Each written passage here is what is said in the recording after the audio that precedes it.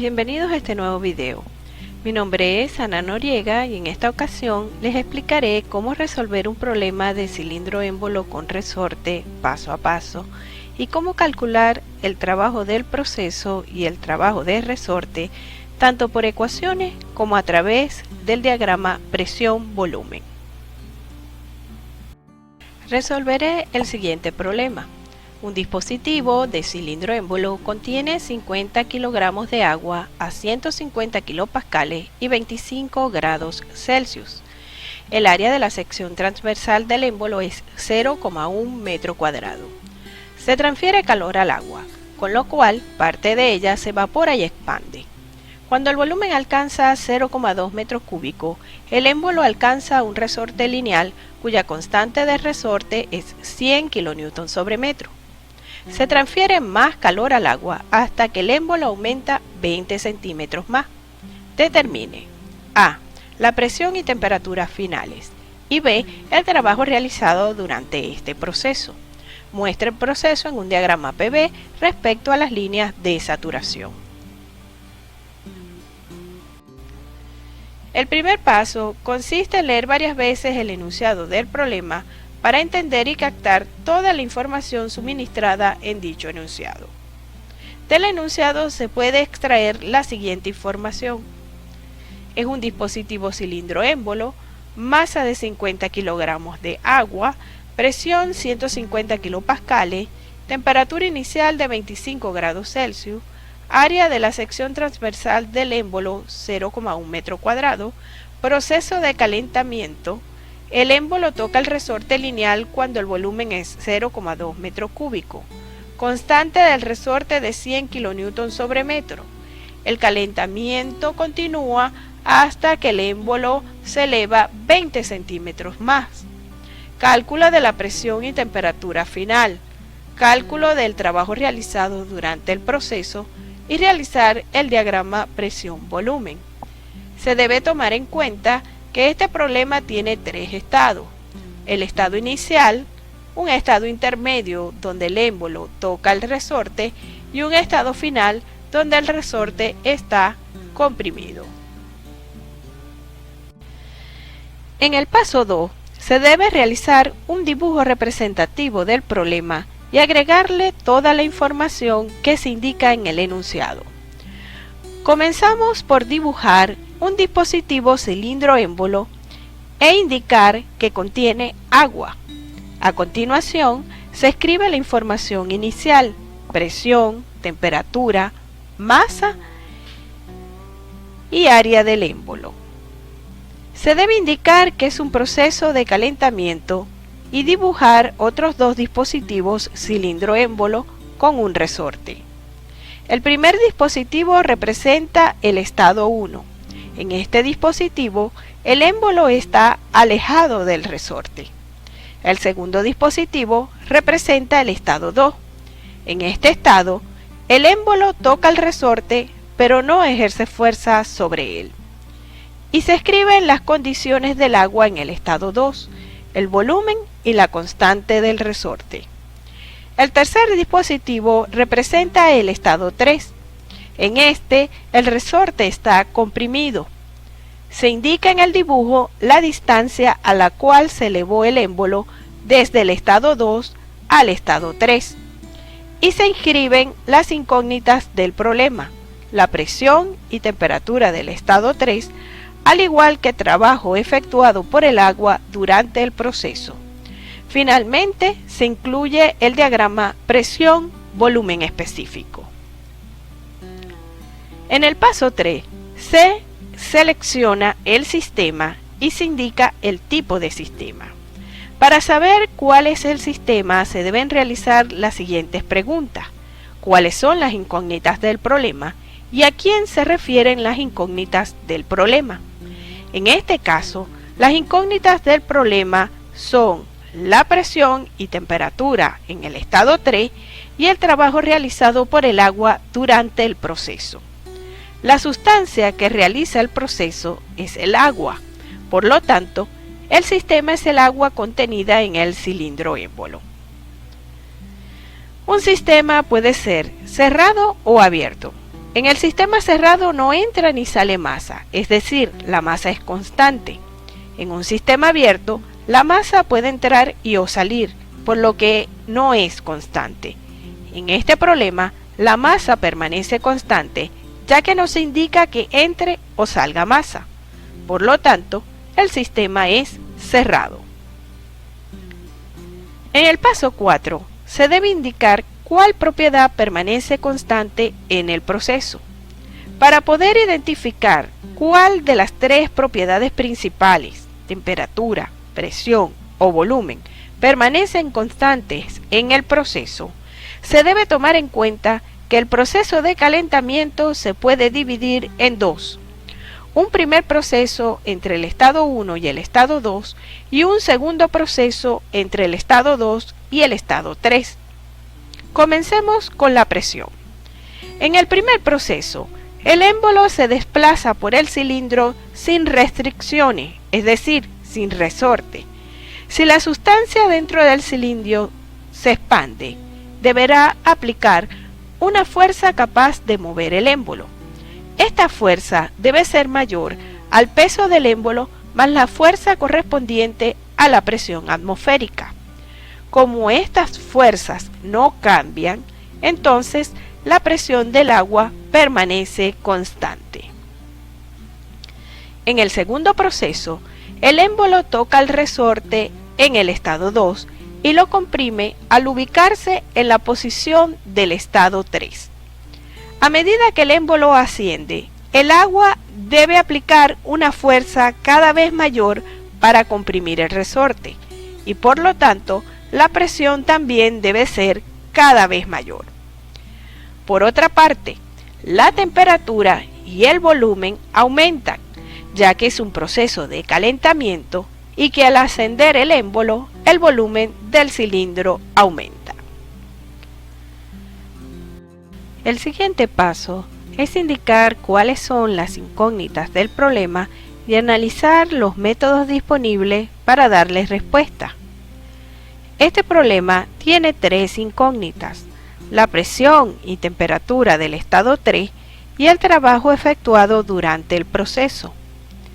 También se requiere realizar un diagrama presión-volumen, por lo que es necesario conocer la temperatura, presión y volumen específico de cada estado. Así, el volumen específico del estado 1, la temperatura y el volumen específico del estado 2, al igual que el volumen específico del estado 3, también son incógnitas. Para determinar la presión del estado 3, es necesario analizar las fuerzas que actúan sobre el émbolo en los tres estados. Comencemos con el proceso comprendido entre los estados 1 y 2. Como ese proceso es sin resorte, es a presión constante. Si se toma el émbolo y se hace un balance de fuerzas en el eje de las Y, se tiene que la fuerza que debe ejercer el agua en el estado 1 es igual a la fuerza de la atmósfera más el peso del émbolo. Pero como podemos decir que la presión es igual a la fuerza sobre el área, entonces la fuerza es igual a presión por área.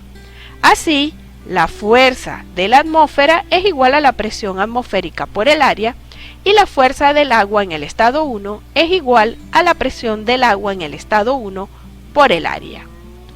De esta manera, obtenemos que la presión del agua en el estado 1 es igual a la presión atmosférica más el peso del émbolo sobre el área. Estos dos parámetros no cambian durante el proceso que se lleva a cabo entre el estado 1 y el estado 2. Por lo tanto, la presión del agua en el estado 1 es igual a la presión del agua en el estado 2. En el proceso comprendido entre los estados 2 y 3, se tiene el dispositivo cilindro-émbolo con un resorte lineal. Las fuerzas aplicadas en el émbolo en el estado 2 se revisaron anteriormente, ya que son las mismas del estado 1. Analicemos ahora las fuerzas aplicadas en el émbolo en el estado 3.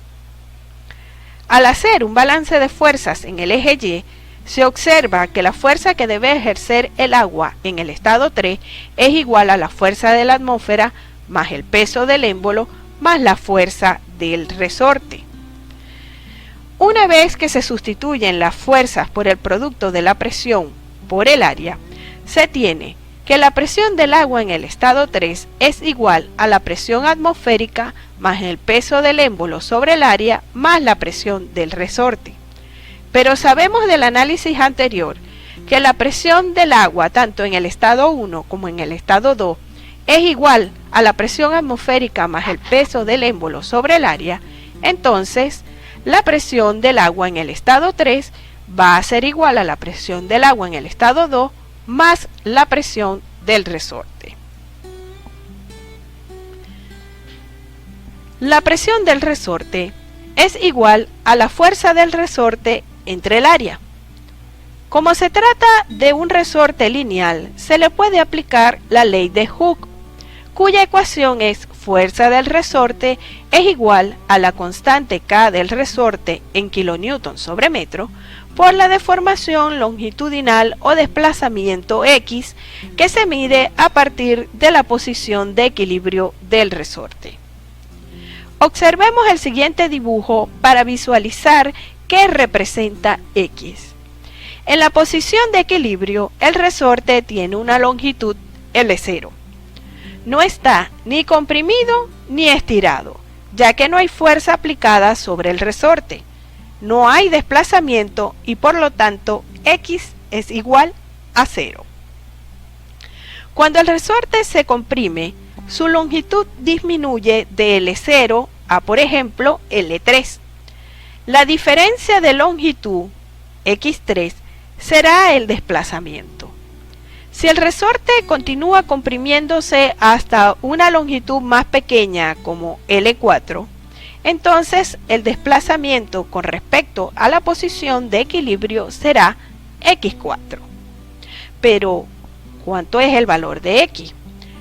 Recordemos que en nuestro problema, en el estado 1, no está involucrado el resorte. En el estado 2, el émbolo toca el resorte sin comprimirlo, y en el estado 3, el resorte está comprimido. Esto quiere decir que la longitud del resorte en el estado 2 es la longitud de la posición de equilibrio. Cuando el sistema cambia del estado 2 al estado 3 y el émbolo comprime el resorte, el desplazamiento X del resorte es equivalente a la distancia que ascendió el émbolo delta H. Así, delta H es igual a X. Por lo tanto, la presión del resorte es igual a la constante del resorte por delta H entre el área.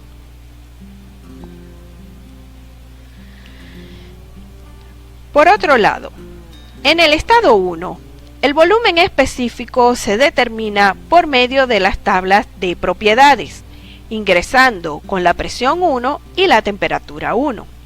Una vez obtenido el volumen específico, el volumen B1 se calcula a partir del volumen específico 1 y la masa.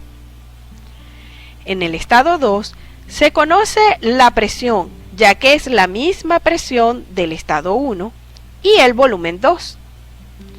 El volumen específico 2 se calcula dividiendo el volumen 2 entre la masa.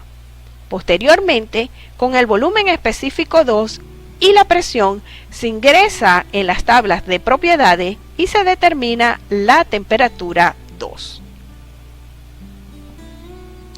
En el estado 3, se calcula inicialmente la presión 3 y luego el volumen específico 3. Posteriormente se ingresa a las tablas de propiedades y se determina la temperatura. Para calcular el volumen específico 3, se debe determinar primero el volumen 3. Este es igual al área por la altura H3. Se conoce el valor del área, pero no el de H3. Se sabe que en el estado 3 el émbolo ascendió una distancia delta H, es decir, el émbolo se encontraba a una altura H2 en el estado 2 y subió a una altura H3 en el estado 3. En el estado 2, la altura a la que se encuentra el émbolo, H2, es la misma H2 que se utiliza en la ecuación del volumen 2. De igual forma ocurre con la altura H3 en la ecuación del volumen 3. Así, H3 es igual a H2 más delta H. Pero, como H2 es igual al volumen 2 entre el área, entonces H3 es igual al volumen 2 entre el área más delta H. Al sustituir esta ecuación de H3 dentro de la ecuación del volumen 3, se obtiene que el volumen 3 es igual al volumen 2 más el área por delta H. Finalmente, analicemos cómo determinar el trabajo efectuado por el agua durante el proceso. El trabajo total se puede dividir en dos trabajos. El trabajo realizado entre el estado 1 y el estado 2, simbolizado como W12, y el trabajo realizado entre el estado 2 y el estado 3, simbolizado como W23. El trabajo realizado entre el estado 1 y el estado 2 es un trabajo de expansión a presión constante. Este trabajo es igual a la presión, que puede ser 1 o 2, ya que es la misma, por el volumen 2 menos el volumen 1. El trabajo realizado entre el estado 2 y el estado 3 es la suma del trabajo de expansión a presión constante entre el estado 2 y el estado 3 y el trabajo del resorte. Este trabajo de expansión se realiza a la presión P2, que es la misma presión P1, ya que es el trabajo que efectúa el agua contra el émbolo y la atmósfera. Así, el trabajo de expansión es igual a la presión 2 por el volumen 3 menos el volumen 2.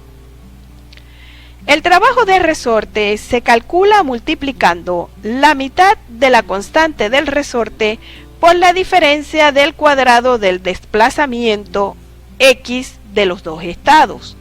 Pero como en el estado 2 el resorte se encuentra en su posición de equilibrio, X2 es igual a 0 y solo se utilizará X3. Estas son las ecuaciones que se usarán para el cálculo del trabajo. Sin embargo, también se puede determinar el trabajo gráficamente utilizando el diagrama presión-volumen del proceso. En el paso 6 se determinan las propiedades del estado 1. En este estado se conocen la temperatura y la presión. Inicialmente se debe identificar el estado del sistema utilizando las tablas de saturación. Con una propiedad se ingresa en las tablas y con la otra propiedad se realiza una comparación. Como se conoce la temperatura y la presión, se pueden utilizar tanto la tabla de temperaturas como la tabla de presiones. Si se selecciona la tabla de temperaturas, se ingresa a ella con la temperatura T1 y la comparación se realiza entre la presión y la presión de saturación. Así, seleccionando la tabla de temperaturas con T1 igual a 25 grados Celsius, se tiene que la presión de saturación es 3,1698 kilopascales. Al compararla con la presión 1, 150 kilopascales, se observa que esta es mayor que la presión de saturación. Esta relación se encuentra en la sección de líquido comprimido.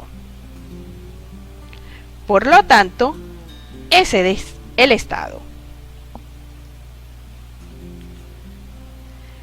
Las propiedades del líquido comprimido se encuentran en la tabla número 4, agua líquida comprimida. La presión de 150 kilopascales, que es igual a 0,150 megapascales, es menor a la presión más baja que muestra la tabla. No se puede utilizar la tabla para determinar las propiedades en el estado 1, ya que no se puede interpolar. Para determinar las propiedades en el estado 1, se debe realizar una aproximación a líquido saturado.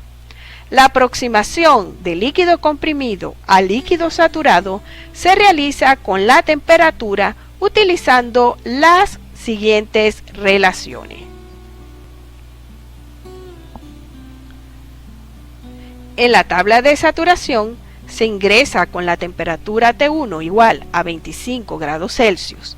Se desplaza horizontalmente hacia la derecha hasta la columna de volumen específico de líquido saturado y se lee el valor de 0,001003 metro cúbico sobre kilogramo. Ese es el volumen específico del estado 1 y para calcular el volumen 1 solo se multiplica el volumen específico por la masa. Es así como el volumen 1 es igual a 0,05015 metros cúbicos. El paso 7 consiste en determinar las propiedades del estado 2. En el estado 2 se conocen la presión y el volumen 2, y se necesita el volumen específico y la temperatura. El volumen específico se calcula dividiendo el volumen 2 entre la masa, obteniéndose el valor de 0,004 metros cúbicos sobre kilogramo. La temperatura T2 se determina por medio de las tablas de propiedades, ingresando con la presión y el volumen específico en las tablas de saturación para definir inicialmente el estado y luego localizar la temperatura, ingresando específicamente a la tabla de presiones. Así, en la tabla número 2, agua saturada, tabla de presiones, con la presión 2 igual a 150 kilopascales, se ubica el volumen específico de líquido saturado BF y el volumen específico de vapor saturado BG. Al comparar el volumen específico 2 con el volumen específico de líquido saturado y el volumen específico de vapor saturado, se observa que este se encuentra entre BF y BG. Esta relación aparece en la sección de mezcla saturada de líquido y vapor. Allí se puede ver que en este estado, cuando se conoce la presión, la temperatura es la temperatura de saturación. Así, la temperatura del estado 2 es igual a 111,35 grados Celsius. En el paso 8 se determinan las propiedades del estado 3. En este estado solo se conoce cuánto fue el desplazamiento del émbolo. Comencemos por determinar la presión 3. Para ello se calcula primero la presión del resorte, sustituyendo los valores de la constante del resorte, el área de la sección transversal del émbolo y el desplazamiento delta H del émbolo, como se explicó anteriormente. Luego se le suma la presión del agua en el estado 2 y se obtiene que la presión 3 es 350 kilopascales. En cuanto al volumen 3, se sustituye el volumen 2, el área y delta H en la ecuación desarrollada para el cálculo del volumen 3. Posteriormente se calcula el volumen específico 3. Una vez obtenido el volumen específico 3, se ingresa con la presión en la tabla de propiedades para definir el estado 3.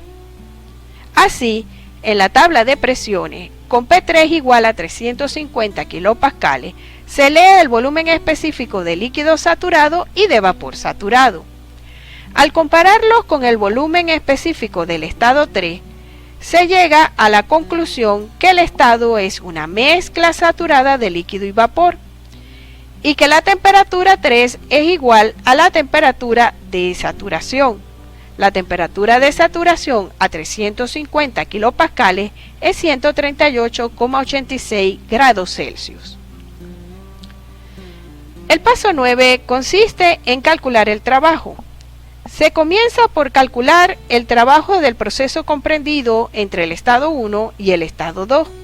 Para ello se sustituye la presión 1, el volumen 2 y el volumen 1 en la ecuación correspondiente y se obtiene que este trabajo es igual a 22,5 kJ. En el trabajo del proceso comprendido entre el estado 2 y el estado 3, se calcula primero el trabajo de resorte sustituyendo la constante del resorte y el desplazamiento x3. Este trabajo es igual a 2 kN por metro, que es equivalente a 2 kJ. En el trabajo de expansión entre los estados 2 y 3 se sustituye la presión 2, el volumen 2 y el volumen 3. Este trabajo es igual a 3 kJ. Así, el trabajo del proceso comprendido entre los estados 2 y 3 es igual a 5 kJ. Finalmente, el trabajo total del proceso es 27,5 kJ. El paso 10 consiste en realizar el diagrama presión-volumen específico. Se inicia trazando una línea horizontal que represente la presión de 150 kilopascales. El estado 1 es un líquido comprimido a la presión de 150 kilopascales. Se ubica el punto 1 sobre la línea horizontal en la zona de líquido comprimido, indicando su volumen específico. El estado 2 es una mezcla saturada de líquido y vapor a la presión de 150 kilopascales. Se ubica el punto 2 sobre la línea horizontal en la zona de mezcla saturada de líquido y vapor, indicando su volumen específico. Ahora, se traza otra línea horizontal de 350 kilopascales. El estado 3 es una mezcla saturada de líquido y vapor a 350 kilopascales. Se ubica el punto 3 en la línea de 350 kilopascales y en la zona de mezcla saturada de líquido y vapor, indicando su volumen específico. Se unen los puntos 1, 2 y 3 con una flecha que represente la trayectoria del proceso y finalmente se trazan las líneas de temperatura constante de cada punto. De esta manera se puede leer la temperatura, presión y volumen específico de cada estado. Veamos ahora cómo determinar gráficamente el trabajo realizado por el sistema durante el proceso. Aquí tenemos el diagrama presión-volumen del problema. El área ubicada bajo la trayectoria del proceso es equivalente al trabajo total. Esta área se puede dividir en tres áreas. El área 1, que es un rectángulo, el área 2, que es otro rectángulo, y el área 3, que es un triángulo. El área de un rectángulo se calcula multiplicando su base por su altura. De esta forma, el área 1 es igual a B2 menos B1 por P1, la cual coincide con la ecuación del trabajo de expansión del proceso comprendido entre los estados 1 y 2. El área 2 es igual a B3 menos B2 por P2, lo cual coincide con la ecuación del trabajo de expansión del proceso comprendido entre los estados 2 y 3. El área 3 es el área de un triángulo, que es igual a base por altura entre 2. Esto es B3 menos B2 por P3 menos P2 entre 2. Sustituyendo los valores correspondientes, se tiene que el área 3 es igual a 2 metros cúbicos por kilopascal, que es igual a 2 kJ. Al comparar este resultado con el obtenido al aplicar la ecuación de trabajo de resorte, se puede observar que es el mismo. Entonces, para este problema, se puede calcular el trabajo del proceso utilizando las ecuaciones de trabajo de expansión y trabajo de resorte o determinando gráficamente a través del área.